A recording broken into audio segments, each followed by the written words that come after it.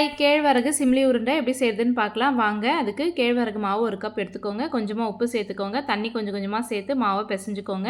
மொத்தமாக ஊற்றிடாதீங்க. கொஞ்சம் கொஞ்சமாக சேர்த்து இது மாதிரி பிசைஞ்சு எடுத்துக்கோங்க. மாவு இது மாதிரி பிசைஞ்சதுக்கப்புறம் இட்லி தட்டில் வச்சு இது மாதிரி கொட்டியாக தட்டி 10 நிமிஷம் வேக வச்சு எடுத்துக்கோங்க. நிலக்கடலை 1 கப் எடுத்து வறுத்து தோல் எடுத்து வச்சுக்கலாம். உங்கள் கிட்டே ஏற்கனவே வறுத்த நிலக்கடலை இருந்தாலும் அதையும் பயன்படுத்திக்கோங்க.